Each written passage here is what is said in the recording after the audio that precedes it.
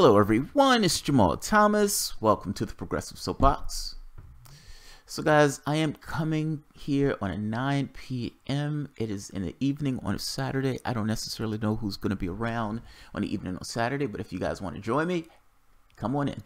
You guys help make the show, so let's make the show. Let's have a 420. Let's have a 420. And before we have anything, let's check the sound. And my mic, it sounds nice. Yeah, check one. And let's try playback. Yeah, good. All right, so systems check. We're all a go. One of my subscribers, Jeff, sent me a video of Tucker Carlson having a conversation with former deputy, former deputy assistant of defense. Yeah, Deputy Assistant Secretary of Defense, talking to Tucker Carlson about UFOs. And he's talking to Tucker Carlson about some of the cases that were released to the public, to the press. This kind of splashy release of information. Now, to the Stars Academy, or Academy to the Stars, this guy is associated with him. He's going to explain his name and everything else. But the case that he talks about, Tucker Carlson, it blows him away. Because he's making this case to Tucker Carlson like, this is something that needs to be talked about. This is something that needs to be brought up. These things are invading our airspace, and we need to figure out what these are. And we need to investigate and bring into focus, etc., etc. I want you to watch the video. Now, for those of you who don't know, a 420 is essentially a Blaze One If You Have One episode. It's an episode where people put their ideas of the world, their fixed ideologies and ideas of the world to the side, and just let shit go and think. Now, without necessarily being skeptical or critical immediately. I always tell my wife, I was like, if you immediately take the assumption that something is not necessarily true, you're never going to get anything done. You always assume that you can do something. You work your way backwards of assuming why this shit doesn't work or why you can't do it. Same thing here. Assume for the moment that you just let your assumptions go and just take for granted or take for the moment what's available. Now, mind you, what's available is evidence. But sometimes people need to get past their preconceptions to even see the actual evidence of the way things are. Now, in this case, he's baffling Tucker Carlson. He's blowing Tucker Carlson away. And Tucker Carlson is like, yeah, you're right. Now, this is Fox News. So Fox News looks at this world as everything is a threat. Everything is out to get us. Everything is coming to eat us. Aliens are coming to eat human beings. Tucker Carlson looks at this as to some degree of a threat. But Tucker Carlson is not looking at it that way for no reason. The perspective that this guy is giving comes across in this kind of creepy, terrifying way. I'm going to show you what I mean when I show this. Now, 420 are episodes where, again, Blaze One If You Got One. And the reason I do these episodes, I tend to look at a lot of stuff through my headspace. Like, I look at that stuff through a particular lens. I've said it before, like pressed on a glass, and you're just kind of looking at the world. Pot allows me to get into... It's like attaching you to your heart space, your heart center. And it gives you an emotional dimension that you don't typically get, or at least I don't necessarily typically get when I'm engaging a particular topic. So, I watched this video, and I have to be honest, this video terrified me. It absolutely, utterly terrified me. I'm watching this video, and I'm like, this military guy is looking at this through a militaristic lens, and through that militaristic lens, he's looking at this as a threat. And I started to think, how do we look at anything? Like, understand what I mean. Like, when the Syrian refugees, those people fleeing a war zone and going into other parts of Europe, the perspective of that was, yes, they were welcoming, and they brought those people in, meaning the government itself brought many of those people in. But the societies themselves reacted to a threat. They saw it as a threat. You had these right-wing governments that were taken over. It was ripping apart. And hell, you can make an argument that Britain, in part, was pulled away with this idea of Brexit thing was because they wanted control of their borders. We react to things in this way. We react to the left. To the right. Part of the reason why they can attack Jeremy Corbyn in the way they've been attacking Jeremy Corbyn is because there is a threat. Oh my God, Russia's killed a spy. We're being attacked. We're being attacked. And Jeremy Corbyn was like, wait, we need to be more rational in response. The guy's a commie. The guy's not getting on board. Like, people react in this kind of knee-jerk way, not necessarily in a reactional way, but in this kind of lizard brain, I'm going to punch something way. They tilt to the right. Now, you're telling Tucker Carlson that something is coming off our shores. It's not Ruskies. It's not Chinese. It's something else. And they're doing magnificent fucking things that we don't understand. And they're invading our airspace. They're getting close to our ships. We don't know what these things are. We need to investigate. We need to figure this shit out. They're a threat. Like, this is the lens to which this is being explained. And this is a terrifying lens. But the fact is, I look at this stuff from the more Space Brother lens, if I'm being honest. And yes, that's slightly naive. But that's the way I look at this stuff. Space Brother. By the same token, how do other people look at those things? We are murdering people around the globe. Think about this. We are murdering people around the globe as we speak. We understand this as a society. We know that's what our military is doing. We're killing people with flying killer robots. We have technology that could make it possible for each and every person on this planet to have access to all the things that they need. This world could be a fucking utopia, at least from the scheme of mind that we consider to be utopia. We don't use technology for those ends. We use it for other ways. Now, yes, we made some magnificently wealthy, but what about the rest? The majority of the planet lives off of less than $10 a day. What about the rest? And now there's something else that's coming off our shores. That's the lens that humanity is going to look at this. And that lens is terrifying.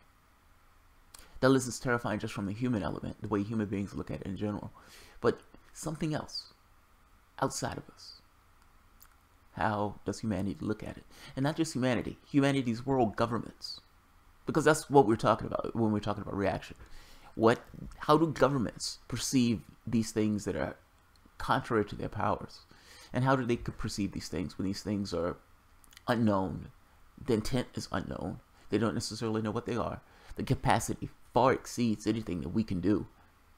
How do governments react to something that is just so far superior? And I'm talking about from a militaristic standpoint. Not necessarily that the things are aggressive or did anything to us, but certainly they're beyond our control. How do governments respond to items like this? Is it easier to not acknowledge that it exists at all, as opposed to having to come up with a response to something like this, especially when you can't explain it to your population? Our response to this terrifies me. Our potential response to this terrifies me. We got our hands on some butter, some pot butter, and it's Saturday night. There's nothing else to do. I thought, let's have a 420, and as long as I can remain upright, we're gonna have this 420. This terrified me.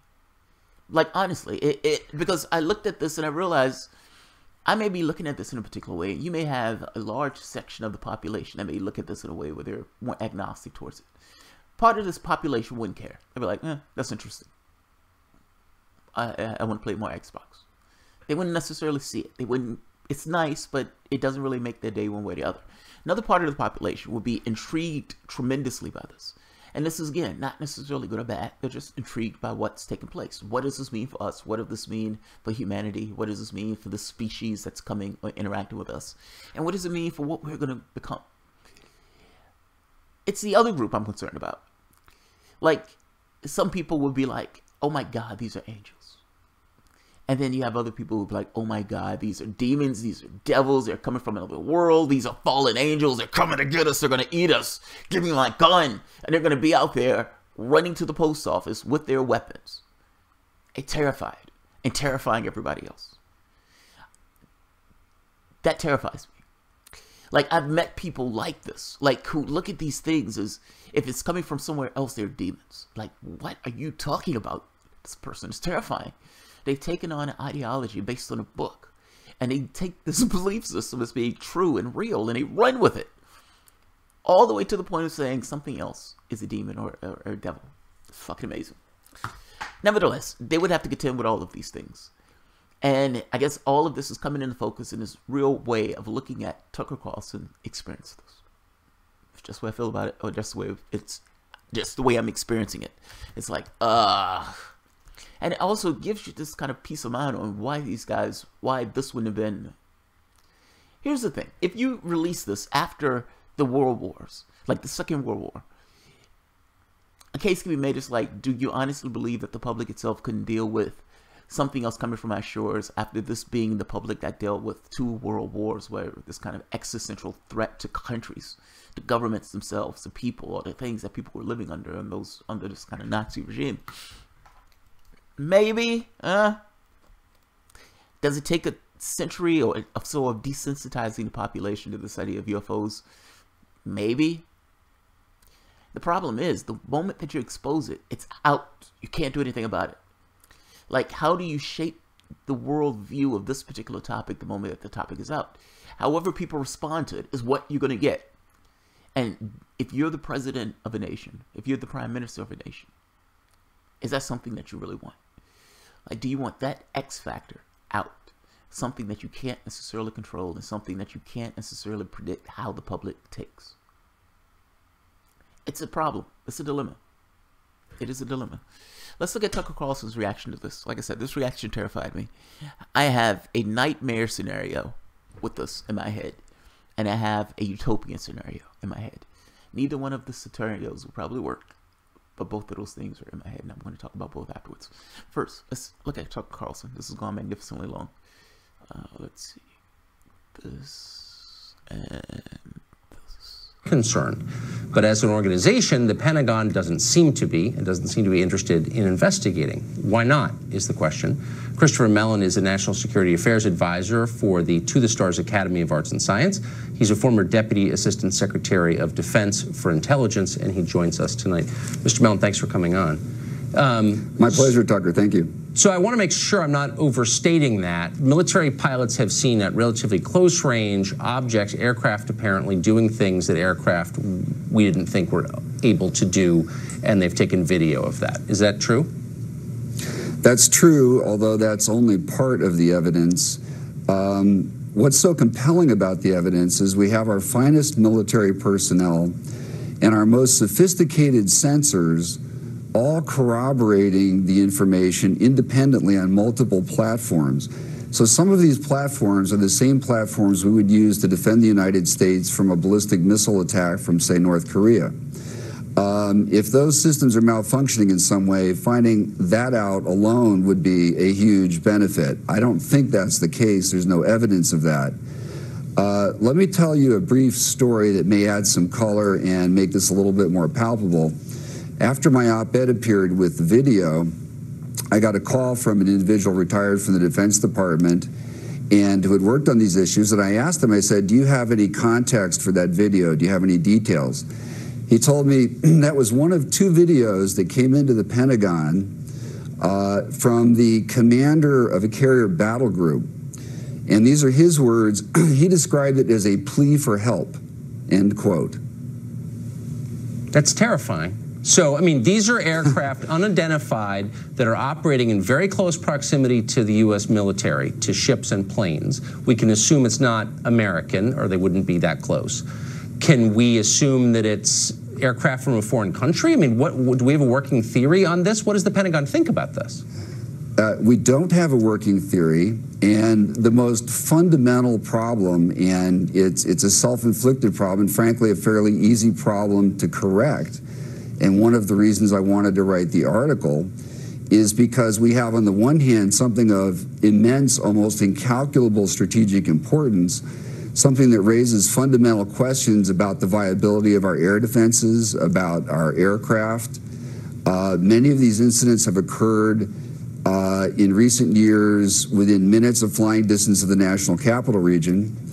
So we have a very real and compelling body of evidence. On the other hand, we know that many of the problems can be easily solved if someone would just step forward. So what I'm talking about here is to provide an analogy that people may be able to relate to more readily than the complex DoD bureaucracy. The bombings recently in Austin, Texas, imagine if every time one of these bombs went off, you had a different police department responding, and none of these people were talking to each other, and nobody was in charge, right? Those bombings would probably still be going on. That's what's happening today. The different services, departments, agencies, the FBI. Of course. People are gaining information. They're not sharing it, which is very reminiscent, unfortunately, of what happened before 9/11. So give us, in the 50 seconds we have left, give us a sense of the scale here. You say these things are happening over the past 20 years. How many, roughly, would you say, credible sightings there have been by the U.S. military? Yeah, it's hard to say over the last 20 years, and there's a difference. And one of the differences is that we're deploying much more capable sensors that provide a higher degree of fidelity. So whereas 15 years ago, we might get pilot reports saying, I saw a bright light out there. Now we're getting reports from an Aegis-class cruiser that says this thing came down from 80,000 feet, descended to 20,000 feet, dropped to 50 feet and hovered, then maneuvered towards the carrier. And then pilots are independently seeing it and confirming it and filming it. So it's a very different... We're out of time. I hope this tape goes everywhere. Thank you for your bravery.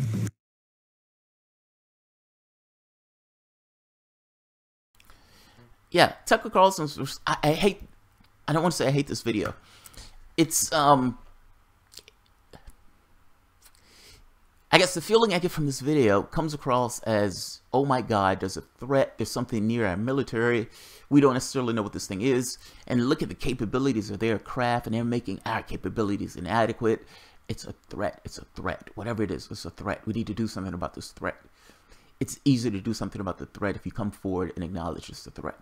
Like, the entire point of this conversation, yes, they're revealing information from the standpoint of their UFOs. That's great. But the bulk of the conversation is it's UFOs in the context of there's some unidentified aircraft near our military aircraft, and our air defense and our aircraft response is inadequate to deal with this particular entity or this particular engagement. You notice what they have not said in the entirety of the whole thing is what's in the aircraft. That never comes up. Like if there's something near our aircraft, okay, yes, there's something near our aircraft. What is near in the aircraft? Like, what is controlling that thing that's going all around? You're saying it's not a foreign government. Yes, fair enough. What's in it? What's in it?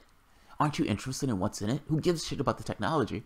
What's in it? What's driving it? What was the mind that created that particular technology that didn't evolve on this particular planet? What is it? That's the interesting part to this. Now, Tucker Carlson asked, is there a working theory? He said, no, there's no working theory. Now, you have to be somewhat suspicious of what's taking place here. Some of this stuff could be theater. The announcement that came out for the Washington Post and the New York Times and Politico all at the exact same time, that was planned like a year in advance. I strongly believe that they assumed Hillary Clinton would be in office and that they would have this kind of push to get this information out, this kind of private and public interacting with one another using these elements of government that wants this information released. That's what I honestly think. I think her not getting like threw a monkey wrench into this to some degree. I am very curious on how this is going to turn out, but I am very worried that this is going to shake out in a more militaristic, hard-edged way, and that terrifies me. Like, that is a terrifying thing, because understand what we're talking about. You're talking about space platforms with missiles and guns on them, with this thing of trying to protect Earth. Because again, they're pushing this thing of fear in order to get people to kind of move on. One of the reasons that I've stressed that it is extremely important that Jeremy Corbyn holds his shape when dealing with this particular crisis is because a precedent needs to be set that you could be somebody from the left and be rational and win with rationality. That you don't automatically knee-jerk reaction into this kind of fear, crouching, grabbing your guns, oh my God, I'm terrified, somebody's coming to get me, framework of mind. So I want him to hold his shape. I want him to be the rational party when he's talking about that stuff in Britain. Now the catch becomes, can the world be rational in that way?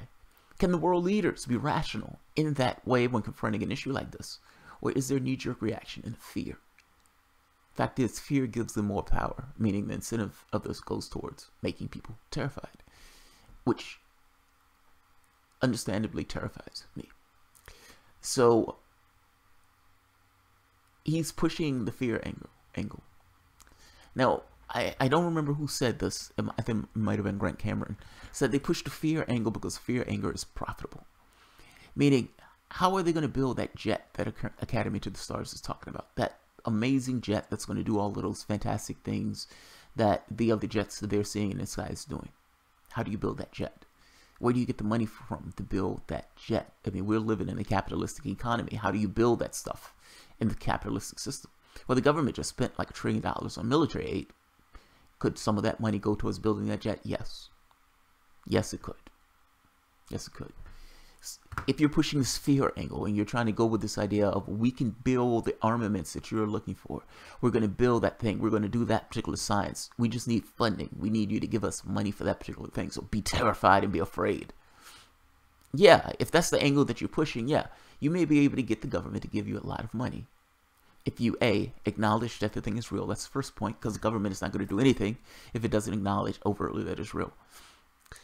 And B, spend like crazy doing all of this research, because the moment that you acknowledge that it's real, the very next question becomes, how did it get here? How did it get here? What's in it, and how did it get here? And what does it want? You get a flood of questions, but I would imagine those are going to be the first three. Like, imagine for the moment what we're talking about here. So it is true that society could change magnificently because of this information. A, you've unleashed this idea that something can travel to this particular place, that something can exhibit that much energy control and is using energy in a way that we don't necessarily understand. Meaning you've unleashed your scientists from this paradigm of the world that they themselves have created for themselves, their box. You've unleashed them from that box. And inevitably somebody will figure out how they use energy in the way that they're using in order to get the performance that those craft exhibit. Is that really a power that you want a government to have? Think of what governments do with the power they have now. Look, like I lean to the left on this stuff. I'm more like a libertarian. I don't like this idea of this overreaching power structure. And what this looks like to me is giving even more power and creating this terror atmosphere that they can consolidate a certain amount of power in, while at the same token unleashing even more money in regards to military spending, and to new weapons that are going to do magnificent and terrifying things. Weapons platforms, maybe ships that go with these immaculate speeds. At some point, that stuff will be, branched out into the population itself. But I'm talking about before it's branched out into the population, that is going to go into military hardware, military usage. Do you honestly believe that the militaries have done awesome fucking things around the globe at this point with the weapons that we have at our current disposal? They just put John Bolton in as the whisperer to Donald Trump on military affairs. I mean, shit, man. I am not necessarily thrilled by the angle that these guys are taking, meaning this kind of fear angle. They have a bunch of military people around Tom DeLonge. This does not thrill me in the least. This does not thrill me in the least. I understand that you have to do what you have to do to make money. Do you have to scare the shit out of people to do it? Do you have to scare the shit out of people to do it? And by the way, there are multiple ways that this could go. There are multiple ways this can go. I can't talk. There are multiple ways this can go. You can have the scenario of what I consider to be a hellscape, in the way this is turning out, where the Earth grabs this pitchfork, puts his guns out to the universe, and essentially says, stay back and keep away from our planet. And we have weapon systems that kind of evolve into this thing of hunting down craft that come to this planet at various times.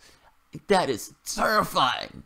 I mean, imagine the weapon systems that they're going to create to hunt these craft down. You have craft that's doing amazing fucking things, and we're creating weapons to do terrifying things to those crafts that are doing amazing fucking things. They're not attacking us. They're not trying to eat us. They're not doing anything to us. And yet, this is the posture that we're taking right off the bat. That's terrifying. The government hasn't even come out and said anything yet from the standpoint of this is what we're going to do. These guys are building up this idea of a threat, saying that someone in the military need to come forward and be earnest about what's taking place and say what's taking place. He didn't say that overtly, but that's essentially what he's saying when he's saying someone needs to step forward. Look, I take no shots at Tom DeLonge on this. I like this idea of trying to force this issue into the open. running this as this capitalistic enterprise. Oh, that feels gross. That feels gross. And I understand that as a person, you want to make cash, you want to make money and everything else. And anything that you do, you need to be able to take care of yourself. Fair enough. But is that really the perspective that you want to take out to the stars? This miserly, I have to get mine, fuck everybody else's perspective. Is that really the perspective that you want to take and posture outward? Not to mention all of the military personnel and everything else. People of policy. And pushing this threat angle is, look, whether you love Tom DeLonge or hate Tom DeLonge, that is exactly what they are doing at this point. That is a terrifying reality. That's all. And thinking about what these guys can create, the weapons that they can create, the control they can exert, using this particular ability and these weapons that they may create from this particular issue is terrifying. It's terrifying. Imagine a weapon in space that has the capacity to float over a particular region and send this beam of energy down, evaporating a particular group of people. I'm just saying, there could be terrifying weapons at the disposal of people who are not necessarily of the best of caliber. What have we done with the weapons that we already have? And do you think with more powerful weapons we would do better things or make better choices? I do not. The other part to this that I feel is less and less is this idea of a better fucking planet. Like, imagine for the moment if, I've said this before, I don't have this particular ideology where I think things need to be any particular way. I just have certain things that I want met. Make sure people have access to the things that they need. Make sure we don't necessarily destroy our habitable space. I shut up, I go away. My needs, everything else is met. At that point, people have the capacity to live their lives without the main things and main vulnerabilities at their disposal, without being able to take them off. They can focus on better things.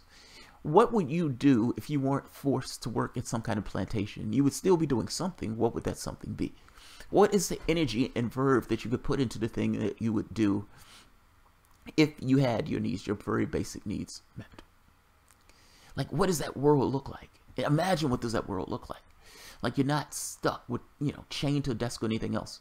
You're not scrounging because you're looking for your next meal. You have your next meal regardless of what you do. You have a roof over your head regardless of what you do. And your society conforms itself in a way to use the technology to make sure people have the things that they need. Automate the machines.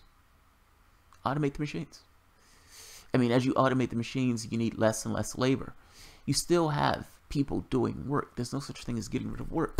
But the work that people are doing is the work that people want to do. Maybe you have this service of people working 3 years. Maybe you have this thing where people working 4 or 5 years before they retire. But life conforms itself to allowing people to live.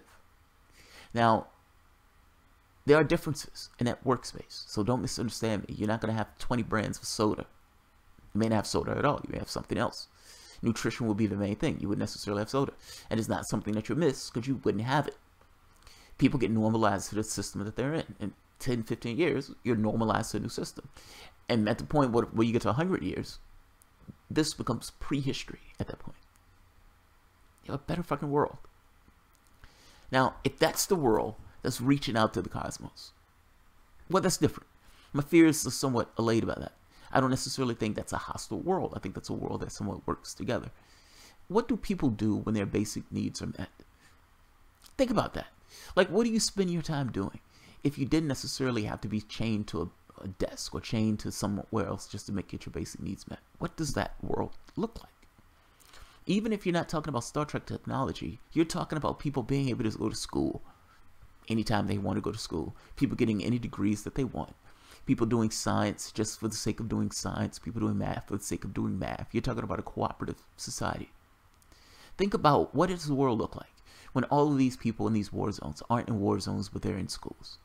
What does it look like when those schools, for the most part, are just burgeoning because people have the capacity to be in those schools for as long as they want to be in those schools and learn whatever they want to learn? That's a fundamentally different world. Now, that world versus this world, all worlds have differences. And I know that sounds stupid. That sounds weird, but you have any arrangement that you want, providing you understand it's like the consequences of that particular arrangement. There's a different arrangement, yes. And there are consequences to having a different arrangement. You don't have Pepsi and Coke. You don't have the situation of, 20 different styles of pants. You don't have all those things. But nobody misses those things. Like, that's not something that's missed, especially if the comparison or the changeover that you're making is this world is ramped with poverty and depravity and not people having not access to the things that they need. The majority of people not having even a toilet to piss in, versus this other world where, yes, they have the toilet to piss in, they have the education that they want, they have the things that they need, but they don't have 20 different brands of soda. I take the world that doesn't have the 20 different brands of soda. Like, I guess I'm just making a point. There's a difference in a technological world that looks to maximize human... Look, what's the point of life? I mean, ultimately, I guess that's what you get with what is being boiled down to. What's the point of life? And if you have the capacity to make sure people have access to things, then do so. I am less picky about the arrangement of society in this way, providing that people have the things that they need to be human beings. They can live their lives the way they want to live their lives. I'm saying you have two different worlds that can be evolved based on real world phenomena, based on events that we have right now. And then you have this alien thing that comes to the mix. Which world do I think we more lean towards? And I gotta be honest, I don't see the other world. Like I don't see that world where people have access to the things that they need. Let me say it that way. I don't see technology being used in that way to make sure people have access to the things that they need. I see it used in the same way that it's used now. The only difference here is you're using magnificent fucking technologies with this idea of a threat coming to this planet when no threat has been identified at all. I mean, pointing up and looking at something saying a threat is not the same thing. It's that thing is actually being a threat. These guys are fear-mongering. They're fear-mongering for profit. So, I understand people like Tom DeLonge. I don't hate Tom DeLonge. But shilling in order to scare the shit out of people, in order to get, I guess, government contracts to build their special planes, that does not thrill me in the least. That does not thrill me at all. That terrifies me. Let's see. Mikey Mike, the Russian bot. Bob, did you see that X-Files with the alien quarantine? Paul Lang, I'm more scared of humans than extraterrestrials and ghosts, to be fair. Paul Lang, me too. I've said that more than one occasion. You know, we killed 50 million people in World War II. As we speak, we kill thousands of civilians. We ramp that number up. We have no empathy for the other, even our own species. I mean, it blows me away that this is the way that we live, and we consider this to be normal. It's profoundly strange and embarrassing. And yet, this is the way we live. And so, yeah, I'm more terrified of us. Far more terrified of us. J. Scott, communism. No, I don't. It's not an ism. People coming together saying we're using technology to meet our needs. There's no ism to that. That's people being sane and people being rational. Do I want to get away with cash? Yes, I do want to get rid of cash. But I would prefer. But again, I'm not picky on this. Like, I really am looking at it from the standpoint of it put two things that I would say build into the system. Allow the system to continuously improve. That's the first point. Meaning organically have that system that's sustainable and gets continuously improved. And make sure people are attended to. Those are the only two factors I care about. Don't fuck over the planet. Don't fuck over people. Live your life. Have fun. That's all I care about. Tabitha Enriquez, I wish we would go into space for science and knowledge, but our past explorers this planet sought land grabs, trade resources, not for anything as noble as finding out who else was there. Yeah, they just wanted the resources. And that's what scares me about this. Like, it's not us going into space with this idea of what's out there. That's not even us from a scientific perspective saying, holy shit, there's something visiting our planet.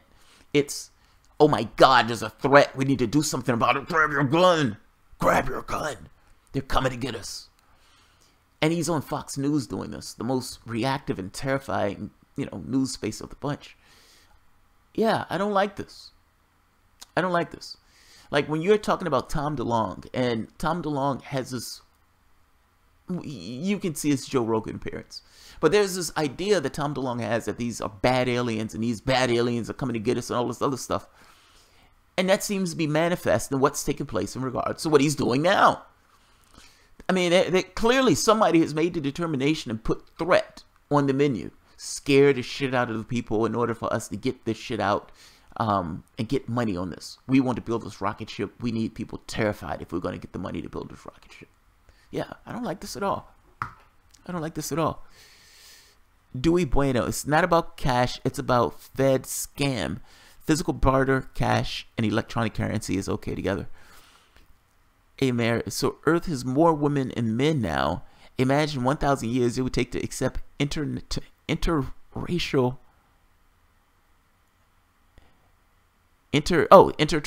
relationships. That's funny.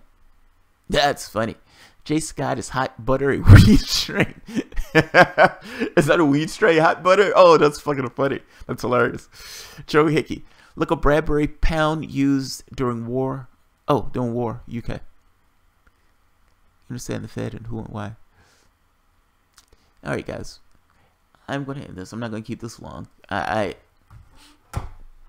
have another story that I'm going to do. And I probably need to get that story done before any real effects take place. And I'll plow my head into the desk. So.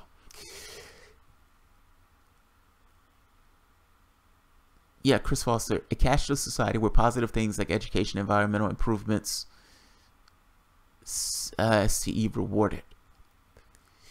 Look, I guess in my head, I look at this stuff like cash is not real. I mean, ultimately, they've created this kind of Ponzi scheme to circulate cash in the system itself. But the scheme doesn't work. The system itself doesn't work. It depends on what you intend your end goal to be. If your end goal is to give some people massive amounts of cash, then yes, capitalism is fucking awesome. If your goal in this is to make sure that your habitable space is intact and that the human beings are intact, then your system has failed miserably. You're giving more and more cash to the upper portion of the society itself. Cash is not real. The resources themselves are the things that are real. And ultimately, the government itself makes this stuff out of thin air. It's not real. I mean, it's like, it's hard to get across this thing of cash is not real because people use it in such a degree. It's just a mental conception. It's a legal fiction. It's a mental note of sorts. The resources are real. The hands, the bricks, the things that you put together, the human beings that put those things together, those are the things that are real. Those are the things that need to be attended to. If your system is destroying your habitable space, then your system is a failure. If something happens to your habitable space and you yourself, die from some kind of catastrophe that's caused by your own stupidity, then your system has failed. If your system is moving in that direction where it seems to be destroying the habitable space, then you should stop that system. You need to change to something else. I am less picky about what that system is, providing that system maintains the habitable space to which we live and has something sustainable to ensure that each person has access to the things that they need, including healthcare and education. You can have a better world. That's all I'm saying. You can have a better fucking world. And that has nothing to do with the ism or anything else. What I'm talking about is just common sense shit of making sure people have access to the things that they need. Badger Damon. The sad part is while automation and the failure of capitalism is inevitable, the people that care about liberties are the most too busy clutching onto capitalism to engage in what comes next. They can't see what comes next. They can't see it. To them, this is natural as natural can be, and like anybody else who's in a system, they defend and fight for that system. It's like you show a person a back door long enough, they come to expect that back door. Yeah.